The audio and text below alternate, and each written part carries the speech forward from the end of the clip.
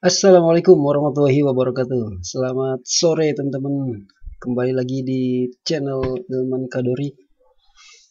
Oke, kali ini saya buat eh, tutorial video untuk playlist kepemiluan teman-teman. Oke, sekarang lagi dibuka pendaftaran untuk badan ad hoc di kepemiluan atau di KPU ya, yaitu untuk PPK dan PPS. Nah, di video kali ini teman-teman bisa melihat tutorial ataupun kisi-kisi atau latihan tes untuk CAT atau Computer Assisted Test. Jadi biasanya untuk badan ad hoc atau calon PPK dan PPS nanti ada tes CAT ini. Jadi mudah-mudahan dengan video ini teman-teman bisa belajar atau bisa mengingat kembali tentang kepemiluan, terutama untuk PPK dan PPS. Oke, langsung saja. Ini saya ambil dari beberapa sumber yang jelas relevan sekali dengan pilkada ya. Jadi tahapannya sekarang pilkada ya teman-teman ya. Nah, kalau sebelumnya kita ke pemilu atau pilpres dan yang lainnya, sekarang kita ke pilkada 2024 yang nanti akan dilaksanakan di bulan November 2024. Oke, langsung saja. Ini saya ada beberapa soal, ya lebih dari 50. Mudah-mudahan bisa membantu. Oke, langsung kita bahas ya teman-teman.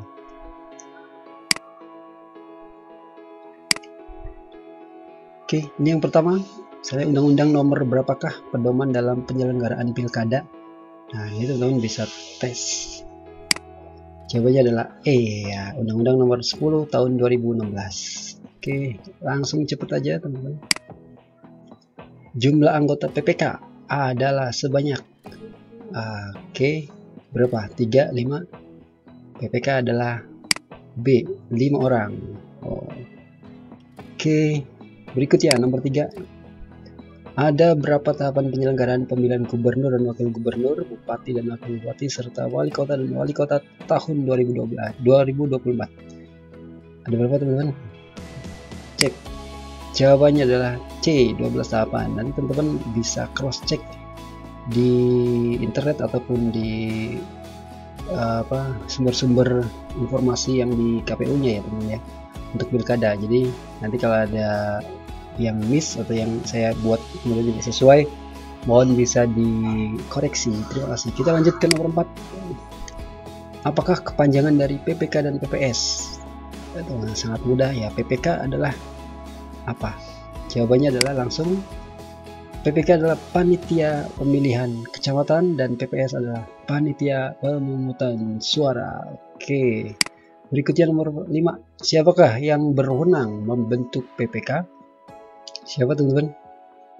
KPU RI, KPU Provinsi, KPU Kabupaten Kota, DKPP, Bawaslu Kabupaten Kota. Jawabannya adalah C lagi, yaitu KPU Kabupaten Kota. Jadi teman-teman jangan terpaku ke jawaban ya. Maksudnya ke jawaban ABC-nya, karena mungkin kan setiap ini biasanya random acak. Jadi yang teman-teman perlu pahami adalah isinya. Misalnya KPU Kabupaten Kota untuk pertanyaan siapa yang berwenang membentuk PPK.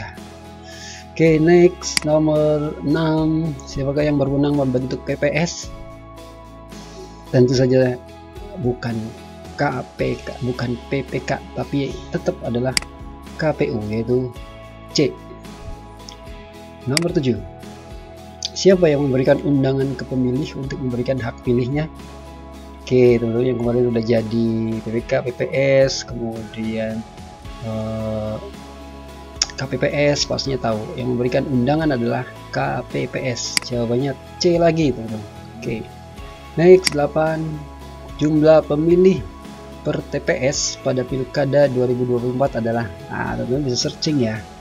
Ini di 2024 ya pertanyaannya ya, bukan waktu 2020 misalnya.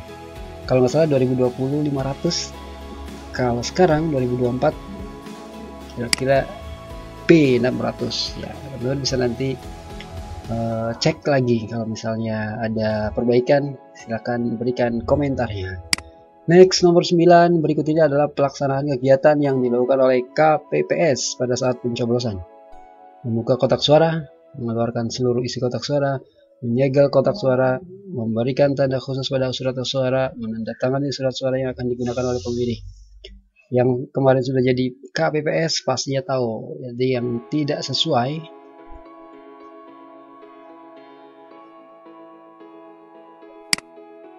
D. Teman-teman koreksi ya, ini adalah pengecualian nih. Memberikan tanda khusus pada surat suara itu tidak boleh. Teman-teman di nomor 9 ditambahin kecuali ya. Jadi A, B, C, E-nya itu benar dan D yang tidak sesuai, memberikan tanda khusus pada surat suara. Mohon maaf teman-teman, jadi bagian 9 atau nomor 9 nanti silakan dikoreksi. Maksudnya pertanyaannya adalah untuk yang kecuali atau yang bukan. Next. 10. Penyerahan berita acara dan sertifikat hasil perhitungan suara beserta kelengkapannya dari PPS ke PPK diawasi oleh siapa? Panwascam ya, panitia atau pengawas pemilu, panitia pengawas kecamatan ya, atau nanti Panwaslu. Next. 11. Jika ada pengaduan dan atau laporan adanya dugaan pelanggaran etik yang dilakukan oleh anggota KPU provinsi, maka laporan tersebut akan diperiksa oleh siapa? Tentu saja Dewan Kehormatan Penyelenggara Pemilu atau yang kita kenal istilah DKPP. Next. Status KPU, KPU provinsi dan KPU kabupaten kota adalah KPU bersifat tetap. Nah, ini tentang statusnya ya. Jawabannya adalah B. KPU provinsi dan KPU kabupaten kota bersifat tetap. Oke. Next. 12.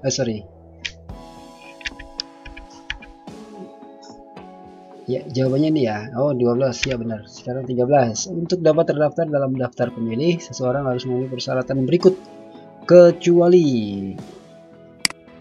E. Terdaftar di BPJS Kesehatan. Ya, kalau yang belum terdaftar tetap bisa memilih. Oke, yang lainnya A, B, C, D benar. Berikut merupakan perlengkapan pemungutan dan penghitungan suara. Ini kembali bagi seorang KPPS harus tahu itu apa? Kecuali D. Tanda pengenal KPPS. Oke, next. 15. Ketentuan surat suara yang diterima di TPS yaitu sebanyak berapa? 2% ya, bukan 2,5%. 2% itu hanya dari DPT. Berarti jawabannya adalah C ya, jumlah DPT per TPS ditambah nanti 2%. Next. 16. Berikut merupakan penyebab pemungutan suara di TPS dapat diulang kembali atau pemungutan suara ulang. Apa kecuali? Jawabannya adalah D. Terdapat satu orang pemilih. Jadi A, B, C itu benar ya, tapi kecuali D.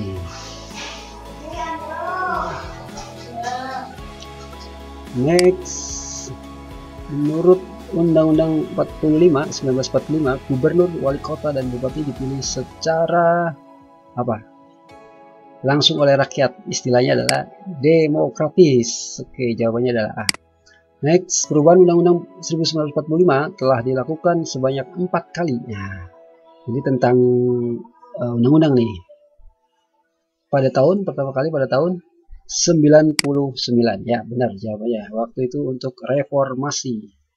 Next. 19. Berikut prinsip penyelenggara pemilu sesuai pasal undang-undang pasal 2 Undang-Undang nomor 7 tahun 2017, kecuali prinsip penyelenggara pemilu ya, baik itu KPU maupun DKPP maupun Bawaslu, kecuali independen.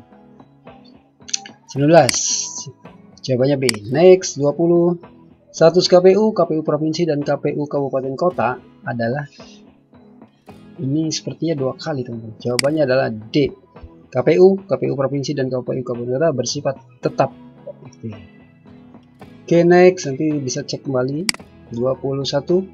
KPU provinsi dan KPU kabupaten kota bersifat hierarkis atau struktural ya. Ketentuan ini diatur dalam Undang-Undang nomor 7 tahun 2017. Pasal dan ayat berapa? Oke, pasal dan ayat berapa? Pasal 9 ayat 1. Teman-teman bisa cek lagi di pedoman ataupun di undang-undangnya atau cari di internet. Jawabannya adalah A. Next. 22. PPK berkedudukan di mana? Pastinya di E, ibu kota kecamatan. Next. 23. Pelaksanaan Pilkada serentak 2024 telah diatur di dalam Undang-Undang Nomor 10 Tahun 2016. Pasal berapa? Pelaksanaan Pilkada serentak. Pasal D 201. Next, teman-teman juga bisa cek lagi di internet ataupun di JDIH KPU-nya. Next, 24. Landasan konstitusional hukum tata pemerintahan Indonesia adalah, nah, yang mana nih? Undang-undang ataukah pembukaan undang-undang? Jawabannya adalah A. Undang-Undang Dasar 1945. Next, 25. Menurut Undang-Undang 1945 yang sudah diamandemen, amandemen itu dirubah atau perubahan, anggota MPR terdiri dari DPR dan DPD. Ya. Jawabannya adalah A. Betul. Next, 26. Di bawah ini yang tidak masuk dalam tahap persiapan pelaksanaan Pilkada serentak 2024. Nah, harus update juga nih teman-teman. Ada A. Perencanaan, B. Pembentukan PPS dan KPPS, pemutahiran data penyusunan daftar pemilih, pemberitahuan dan pendaftaran pemantau pemilihan, dan E. Pengumuman pendaftaran pasangan calon gubernur dan wakil gubernur. Jawabannya adalah E ya, karena ini tidak ada di tahapan, tapi nanti hanya penetapan ataupun informasinya. Next, 27.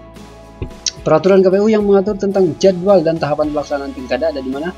Ada di PKPU atau Peraturan KPU nomor 2 tahun 2024. Silakan tandain teman-teman, diingat-ingat PKPU nomor berapa untuk pengaturan tentang jadwal tahapannya, yaitu nomor 2 tahun 2024.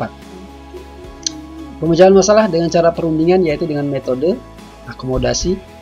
Apakah itu istilah perundingan, kolaborasi, konversi, korelasi? Jawabannya adalah B. Kompromi ataupun ya intinya diskusi kemudian dirundingkan. Next, 29. DP4. Apa itu DP4? Digunakan untuk, oke, jawabannya adalah B. Bahan perimbangan penyusunan daftar pemilih. Jawabannya adalah B. Next.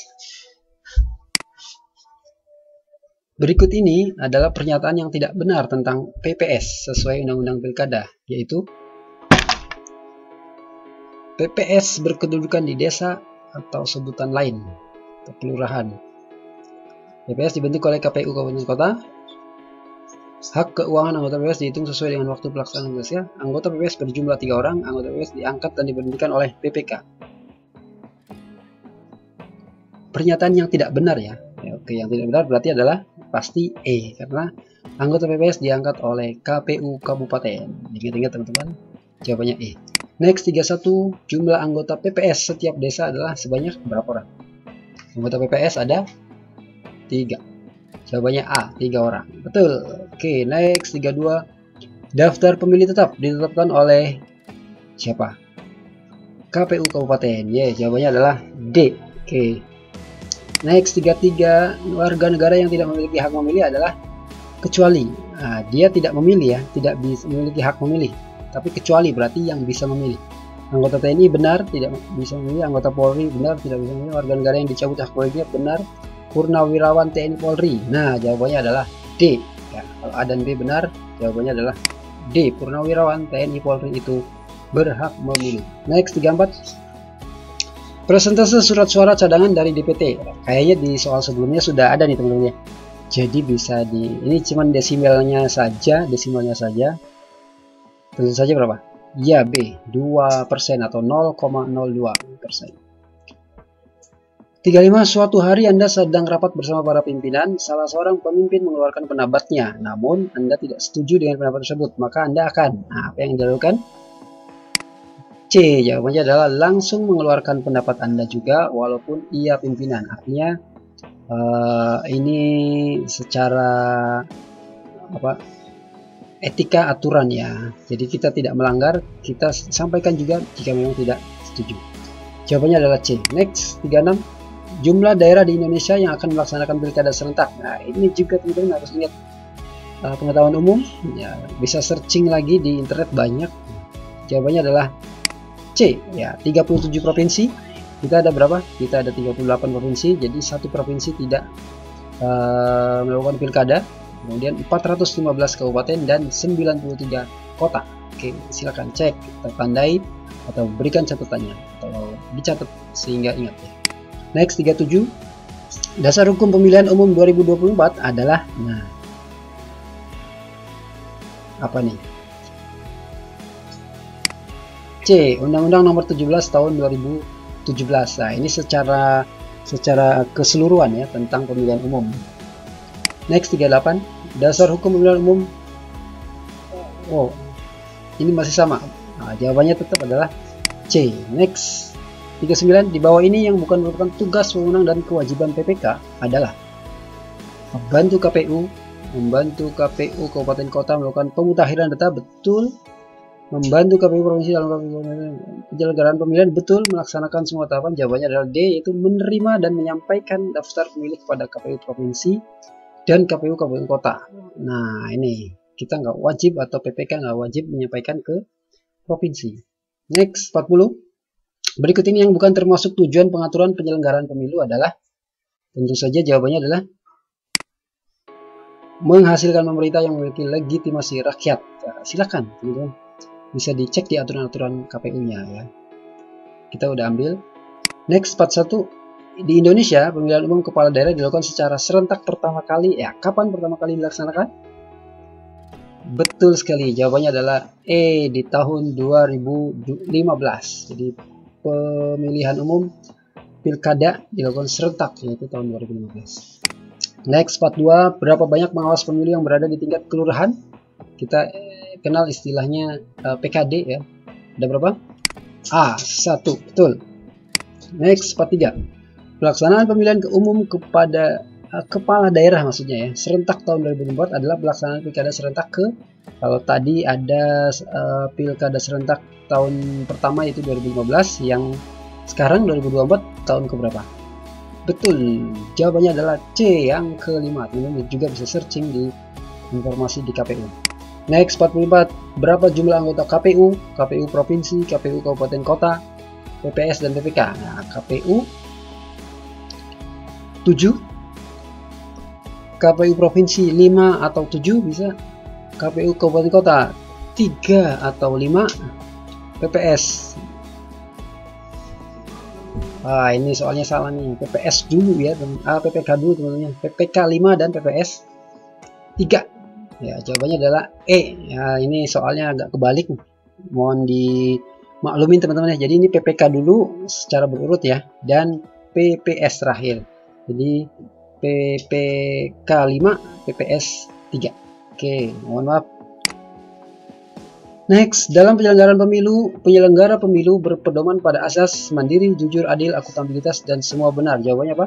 E. Oke, next 46. Ketika gagal mencapai sesuatu yang saya inginkan, bagaimana sikap kita?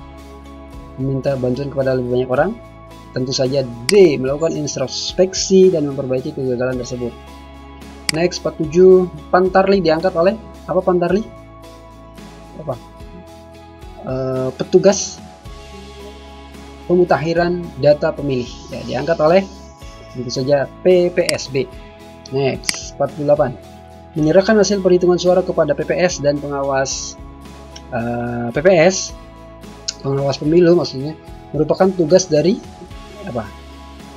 Hasil perhitungan suara kepada PPS dan pengawas desa gitu maksudnya ya, merupakan tugas dari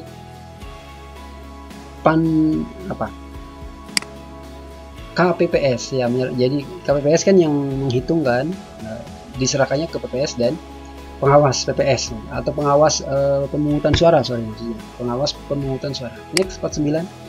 Suatu negara mengizinkan rakyatnya untuk menyampaikan pendapat, opini atau fakta selama hal yang disampaikan tidak melanggar hukum atau peraturan yang berlaku. Opini yang sebaiknya tidak disampaikan adalah opini tentang SARA. Yes, benar. Next 50. Cita-cita Negara Kesatuan Republik Indonesia tertuang dalam pembukaan Undang-Undang 1945 alinea berapa? 2, betul. Cek silakan di Undang-Undang Dasar. Next, tujuan Negara Kesatuan Republik Indonesia tercantum dalam pembukaan Undang-Undang 1945 adalah alinea 4, betul. Next ya. Rumusan Pancasila terdapat dalam Undang-Undang Dasar 45 yang ditetapkan tanggal D ya, 18 Agustus 1945. Next, 53 untuk pemilih tunadaksa atau yang mempunyai halangan fisik lain saat memberikan suaranya di TPS dapat apa? Dibantu oleh petugas TPS atau orang lain atas permintaan pemilih. Ingat ya, atas permintaan si pemilih tersebut. Jawabannya adalah D. Next. Tanggal berapa dimulai tahapan kampanye penyelenggaraan pemilihan gubernur? Nah, yang pilkada sekarang kapan kampanye? C. 25 September mulainya ya. Sampai sebelum 3 hari sebelum. Kayaknya terakhir nih, tanggal berapakah hari pemungutan suara dalam penyelenggaraan pemilihan gubernur dan wakil gubernur, bupati dan wakil bupati, serta wali kota? Tanggal berapa? Yes, 27 November 2024. Oke, teman-teman, terima kasih sudah menonton video ini. Mudah-mudahan yang akan ikut tes PPK dan PPS bisa mendapatkan bekal yang cukup sehingga bisa lolos sebagai PPK dan PPS di Pilkada 2024. Terima kasih. Mohon koreksinya jika ada yang salah. Tadi beberapa yang sudah dikoreksi ya. Terima kasih sebelumnya. Ketemu lagi di channel Ilman Kadori. Assalamualaikum warahmatullahi wabarakatuh.